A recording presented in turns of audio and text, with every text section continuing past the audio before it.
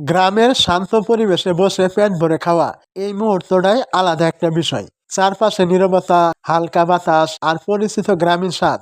এমন সকালে শুরু থাকলে দিনটা আপনা আপনি ভালো হয়ে যায়। আজকে সকালে ঘুম থেকে উঠে যা যা করলাম সবটাই দেখাবো এই ভিডিওতে। শুরু থেকে শেষ পর্যন্ত ঠিক কি কি করছি চলুন একসাথে সবকিছুই উপভোগ করি।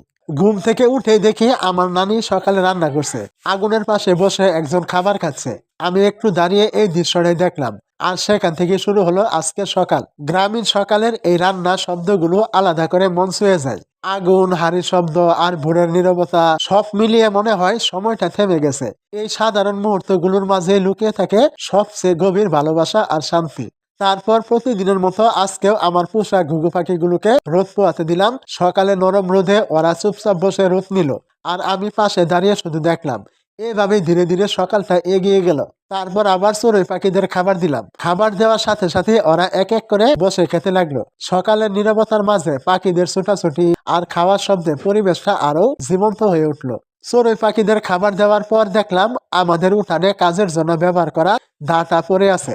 সকালে ব্যস্ততার মধ্যে হয়তো ওটা সেখানেই রাখা হয়েছিল, তাই দাটা আমি দেখে সরিয়ে রেখে দিলাম। মনে হলো সবকিছু ঠিক জায়গায় থাকলে কাজও সহজ হয়। ঘরে দা রাখার পর আমি আবার উঠানের দিকে ফিরে আসলাম সকালের শান্ত পরিবেশটা উপভোগ করার জন্য।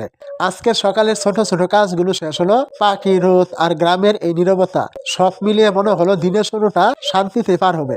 এবার এই মুহূর্তগুলো নিয়ে শেষ করছি আজকের ভিডিও। পরের ভিডিওতে আবার দেখা হবে।